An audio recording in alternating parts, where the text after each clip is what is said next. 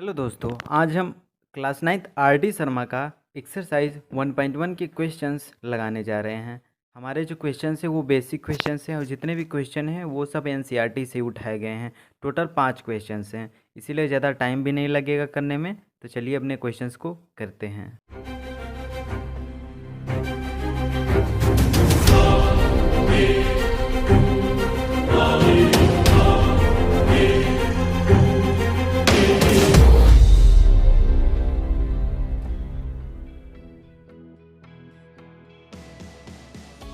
तो चलो दोस्तों, अपना पहला क्वेश्चन शुरू करते हैं। हमारा पहला क्वेश्चन है right true false give reason. हमें बताना है स्टेटमेंट ट्रू है या फिर फॉल्स है और रीजन बताना है क्यों ट्रू है क्यों फॉल्स है।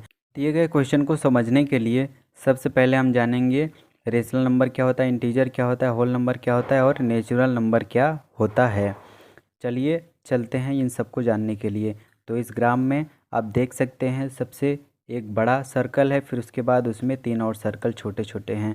पहले सर्कल में हमें दिया गया है रेशनल नंबर, फिर इंटीजर, फिर होल नंबर, फिर नेचुरल नंबर। चलिए एक एक करके सबको जानते हैं। नेचुरल नंबर काउंटिंग नंबर्स को कहते हैं, जैसे कि 1 2 3 4 and so on. Whole number counting numbers को ही कहते हैं, बस उसमें जीरो इंक्लूड होता है, जैसे कि 0 1 2 3 4 5 6 7 8 एंड सो ऑन। इंटीजर क्या होता है? इंटीजर होता है positive number, negative number zero के साथ। रेशनल नंबर क्या होता है? जिसे पी बाई क्यू के फॉर्म में लिख सकें और पी एन के भी इंटीजर हो और क्यू जीरो के बराबर ना हो। तो इन सबको जान लिए। अब चलिए क्वेश्चन करते हैं। क्वेश्चन में हमें दिया गया है कि every whole number is a natural number, तो ये हमारा फॉल्स होगा, क्योंकि होल नंबर में जीरो इंक्लूड होता है लेकिन नेचुरल नंबर में जीरो नहीं इंक्लूड होता, इसीलिए हमारा स्टेटमेंट फॉल्स है। दूसरा क्वेश्चन है every integer is a rational number, यानी कि सभी इंटीजर रेशनल नंबर हैं, तो इसका आंसर होगा ट्रू, क्योंकि इंटीजर पॉजिटिव नेगेटिव और जीरो होता है। रेशनल नंबर क्या होता है? पी बाई क्यू का फॉर्म होता है और हम किसी भी इंटीजर को पी बाई क्यू के फॉर्म में लिख सकते हैं।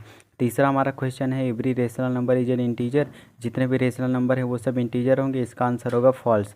क्यों? क्योंकि रेशनल नंबर होता है पी बाई क्यू का फॉर्म, इंटीजर होता है positive negative number with zero, यानी कि पॉजिटिव नेगेटिव नंबर्स को हम रेशनल नंबर में तो लिख सकते हैं, लेकिन जो हर एक रेशनल नंबर होगा वो इंटीजर नहीं होगा, यानी कि हर एक रेशनल नंबर को इंटीजर में नहीं लिख सकते। क्योंकि एग्जांपल लेते हैं, जैसे कि 13/50 एक रेशनल नंबर है, क्योंकि पी बाई क्यू की फॉर्म में है, पी एन क्यू इंटीजर है, क्यू जीरो के बराबर नहीं है, और इसे हम इंटीजर नहीं कह सकते क्योंकि ये परफेक्ट नंबर, पॉजिटिव नंबर और नेगेटिव नंबर नहीं है। चौथा question every natural number is a whole number, तो इसका आंसर होगा ट्रू, क्योंकि नेचुरल नंबर होता है 1 2 3 4 यानी काउंटिंग नंबर, और होल नंबर होता है जीरो, यानी कि जितने भी नेचुरल नंबर हैं वो होल नंबर हो सकते हैं। पाँचवा every integer is a whole number, यानी कि जितने भी इंटीजर है वो होल नंबर हैं, तो इसका आंसर होगा फॉल्स, क्योंकि इंटीजर में पॉजिटिव नंबर आता है, नेगेटिव नंबर आता है और जीरो आता है, जबकि होल नंबर में सिर्फ पॉजिटिव नंबर आते हैं और जीरो आता है। छठवां है every rational number is a whole number, जितने भी रेशनल नंबर है वो होल नंबर, इसका भी आंसर होगा फॉल्स, क्योंकि rational number P by Q का फॉर्म होता है और होल नंबर जो होता है वो सिर्फ पॉजिटिव नंबर होता है और जीरो हो सकता है, इसीलिए हमारा आंसर फॉल्स होगा। चलिए दूसरे क्वेश्चन की तरफ चलते हैं। हमारा दूसरा क्वेश्चन है a zero rational number, can you write it in the form P by Q where P and Q are integers and Q does not equal to zero.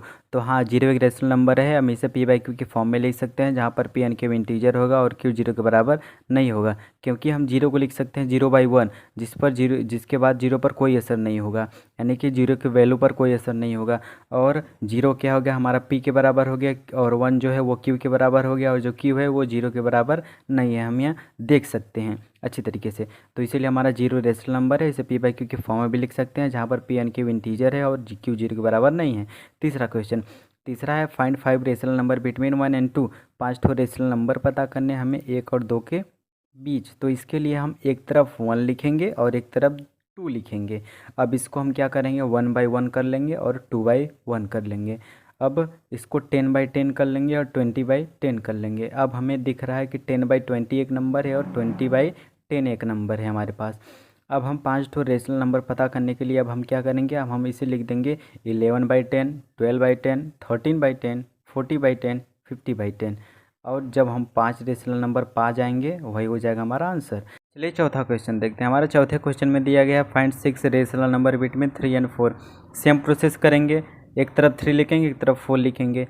3/1 करेंगे, 4/1 करेंगे, 30/10 करेंगे, 40/10 करेंगे। अब हमें 2 नंबर मिल गया, दैट इज 30/10 और 40/10।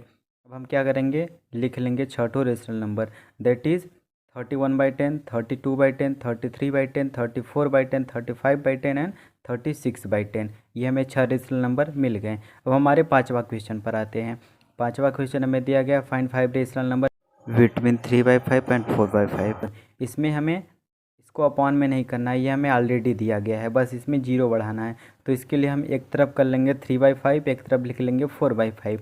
अब हम इसे बना देंगे 30/50, 40/50। अब हमारे पास दो नंबर है, एक तरफ है 30/50, एक तरफ है 40/50।